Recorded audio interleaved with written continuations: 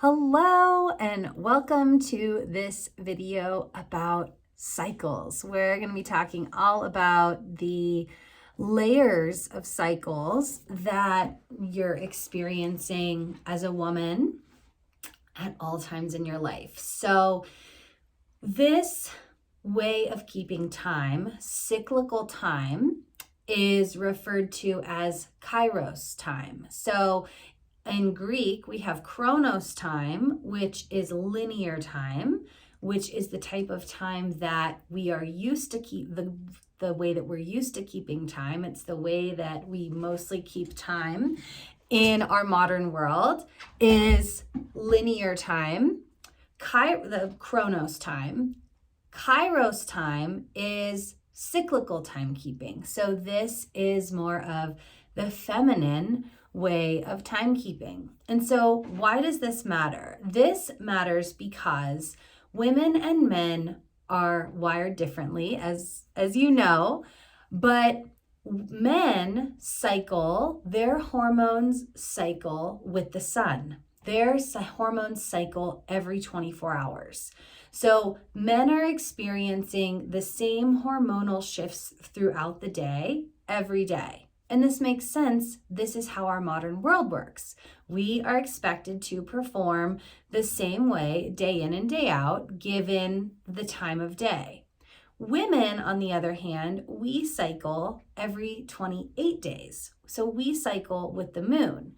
So this is why when we're looking at this conversation of patriarchy, that patriarchy is basically saying that the masculine way, the chronos way, is the standard, and that women are a deviation from the standard. And so all we're doing when we are looking at this conversation of a different way of timekeeping is we're saying, what if we made the feminine cycle, the kairos time, the moon cycle, the standard of timekeeping? And how does that affect how we do things differently?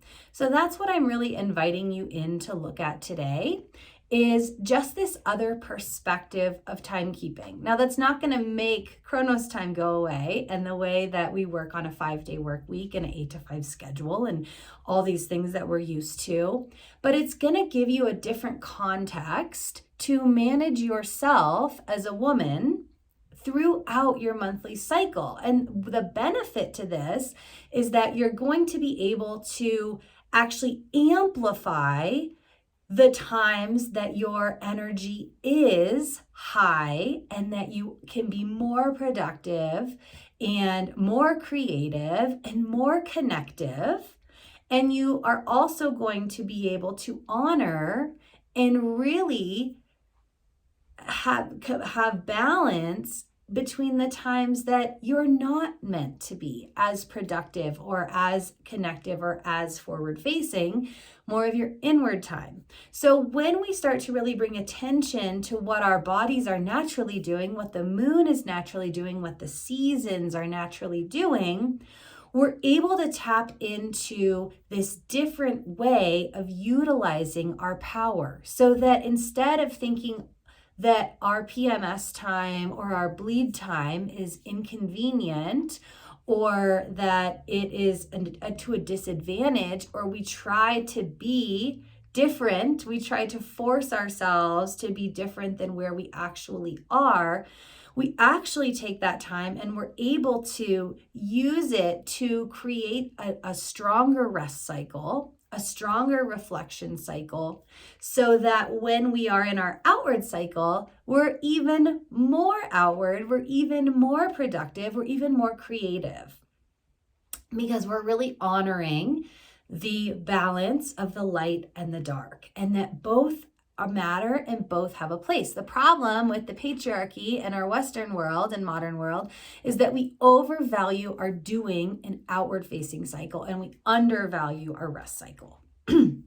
So let's start with just a basic conversation about what's going on in these cycles. So these cycles that we're talking about are 4-part cycles. So we have our spring cycle. That's where everything begins. So spring begins on the calendar on the spring equinox, which is around March 21st. That is when the daylight is equal between night and day. The sun is equal. And so in the northern hemisphere, I'm speaking in the northern hemisphere. In the southern hemisphere, it's obviously reversed. That would be their fall equinox. But for us in the northern hemisphere, the spring equinox is the beginning of the growth cycle of longer days. That translates in the moon cycle as the waxing moon. So this is the phase after the new moon. It's basically like the quarter moon, where we're moving into full moon energy. We're moving into more external, more yang energy. In our period cycle, this is the place between when we're done bleeding and ovulation. So this is kind of where our energy, our hormones are ramping up. We are building estrogen, estrogen being the hormone that makes us more magnetic, that makes us more attractive, that makes us more external.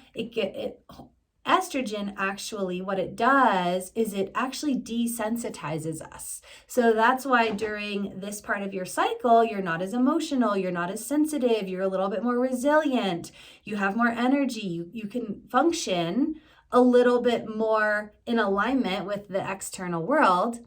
Whereas when we're looking at the opposite hormone, progesterone makes us more sensitive, and I'll get into that in just a moment. So spring waxing, and we're also calling this is the follicular stage in your period cycle. So cycles within cycles, these cycles are always happening. So the main cycle is your life cycle, right? That is the ultimate cycle, because as soon as your life cycle ends, you're no longer interacting with all these cycles. So your spring cycle of your life is really your maiden cycle. So this is basically like kind of childhood / first period to, let's say, like Saturn return. You know, in our culture, I think we're coming into maturity a little bit later. So mid-30s, this is really your maiden phase, your spring phase, your growing phase. Okay, so the next part of the cycle is the summer of the cycle. So this would be the full moon in the moon cycle. This would be summertime in the seasonal cycle, where there's more light, there's more energy, there's more yang energy. We're more outward facing. We're interacting, we're playing, we're staying up longer, right? We have a lot of energy. And in our period cycle, this would be our ovulation, right? At ovulation, we are our most attractive. It's when we've released an egg and we are calling in a mate. We are calling in the sperm to fertilize that egg. That's what our body's doing at ovulation. And so, you know, if we're looking at this in the 24-hour day, this would be noon, right? This would be when the sun is right above us. So this part of the cycle is more about connection. It's more about being your biggest, fullest self. So it's a great time to network, to socialize, to connect, and be really like your most magnetic. The next part, the next cycle phase, would be the autumn cycle. The autumn cycle is when we're winding down, right? The autumn cycle, for me personally, in my period cycle, is probably the hardest. It's the time where I feel, you know, towards the end, I feel the most emotional. I really come into question of myself. And what's happening is in our bodies is that our estrogen, the hormone that makes us less sensitive and more outward facing, is going down, and our progesterone, which is what makes us more sensitive and more inward, is coming up. So the value of this part of your cycle is really this part of the cycle I see as it's a time to get discerning.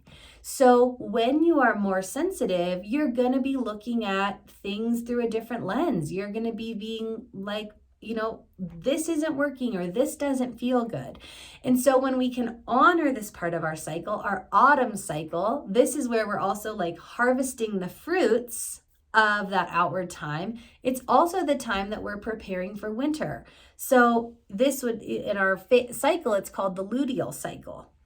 And this is the part of in the day, it's when we're preparing for nighttime. We're making dinner, we're tidying things up, we're kind of wrapping up, right? And so in our monthly cycle, this part of our life is going to be when we're completing tasks, we're finishing up the things on the to-do list, we're preparing ourselves to rest, right? In our life cycle, this is going to look like when we are orienting towards our crone cycle. So this is going to be our, probably I would say like mid 40s. The actual cycle of life has changed a little bit because we're living longer. So in my opinion, it's kind of like mid 40s to like mid 50s or 60 that we are orienting towards our wise woman. We're still active in our lives, we're still doing, but we're not in the same way that we were in that full moon stage of life. So in our period cycle, your luteal phase is a great time to get out the to-do list, to get focused, to wrap things up, to look at what's working, what's not, what do I want to do differently in my next cycle, what worked this month. This is a great time to kind of start orienting towards that sort of thinking. The last phase, or it depends on how it could be the first phase, is going to be the winter cycle. This is the rest cycle, right? This is our menstrual cycle. This is the new moon. And this is a really beautiful time for rest, for reflection, and also for really evaluating. So I had mentioned that kind of in that time of high progesterone, your discernment gets a little higher of what you're willing to tolerate. So in the new moon phase of your cycle, this is a really powerful time you have the most connection in your brain during your bleed. So when you are bleeding, you actually can think the most clearly of any other time in your cycle. So there's a saying that is, it's like, instead of let me think on it, for women, it's let me bleed on it. So if you have something that you're kind of trying to figure out, or you're trying to get the best plan for, the best answer, a lot of times if you just deal with what's in the present, what's right in front of you, and then pose that question to yourself in the universe during your bleed cycle, you will actually be more able to come up with an intelligent, good answer that makes sense to you and your truth in this time. So in the moon, this is really the new moon phase. So this part it's passive in the sense that we're not outward, we're not completing a lot of tasks, but we are actively discerning and intention setting. So the new moon is a really beautiful time to decide what it is that you want to call in for the next part of the cycle. The winter time is a really good time to prepare yourself for what you're going to be doing in spring and how you want your summer to feel, right? So when we're looking at these cycles within cycles, we're always going to be somewhere a little different, right? Like right now, as I'm filming this video, we're in January, so we're in deep winter. We are also in waning moon energy in the moon cycle. I personally, right now, I'm bleeding with the full moon, and I'm ovulating with the new moon, which is the opposite, right? And that's called the red moon cycle. And if your cycle is matching with the new moon, if you're bleeding on the new moon, you are in the white moon cycle. And if you are ovulating on the new moon, you're in the red moon cycle. And the white moon cycle is considered more of the traditional fertility cycle. The red moon cycle is considered more of the medicine woman cycle, because when women used to cycle together, they would actually leave the community because they didn't have the access to sanitary products that we have now, and they would actually go and bleed together, either in the woods, in a hut away. They would actually leave community life and go be together in this time where their connection to self, their clarity was the highest. So this is like really exciting to think about, that every month you would get to leave village life with your sisters and go and be and really get clear and connected to yourself. I mean, that sounds like amazing to me. And then the women on the red moon cycle were the ones that would tend to the daily village life, and they would tend to the women who are bleeding. So helping with the children, helping with cooking, all of these things. And so then that way, there was always some woman available to carry on with, because obviously the duties of the community and the village don't cease. And then, the women on the red moon cycle would go away at the full moon. So when we're looking at cycles within cycles, that's just a little kind of history lesson on how this would work functionally when women lived more in community with one another. You're always going to be at different parts of your cycle. So when you're looking at your life, when you're making plans, when you're setting goals, when you are even just making basic plans, like going out to dinner with a friend, or planning a party, or planning something for your business or for your children, you can look at your life through these different contexts, right? And so for me right now, I'm in my follicular planning cycle as the moon is waning and as we are in deep winter. And so when I'm making plans, I'm looking at it through these different lenses of, okay, like what's my body going to be up for? Okay, what's the energy of the collective? That would be like moon and seasonal energy. And it's just a different way to make your life, to shape your tasks, the things that you need to do, the roles that you need to play, through a lens that is more supportive to what's going on internally. Another thing that I really love about this seasonal planning is that it's a way to really feel held and like you're a part of something larger. So to me, this seasonal rhythm of, spring, summer, winter, fall, the moon going from new moon to full moon, back every month, and even the sun rising and setting every day. These are things that I can tap into as being a part of the earth, as being a part of the cycles that are bigger, not feeling so much as I am a slave to the industrialized cycle, which really doesn't even hardly have a rest cycle, right? With electricity, we can be up at any time of day. And so to me, when I start to orient myself in the context of these cycles and the relationship of what my body is doing in relationship to what the earth is doing, this is a very nurturing energy. This is a way that I really feel the Great Mother really holding me on her lap. And it's like this rocking. It's just this consistency that's available to me, and as we are experiencing more severe climate change, the changes in the seasons will be more alarming or more disruptive to what we are used to. And I think that it's really important that be acknowledged, right? Because this is, I think, one of the biggest things with the climate crisis is that we are now so disconnected. We don't need to rely on the seasons as much because we aren't planting in the spring and harvesting in the fall,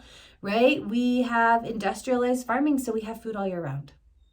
Whatever food we want, we can just find it in the grocery store, right? In terms of our, our activity, in the winter time, we just turn on the lights.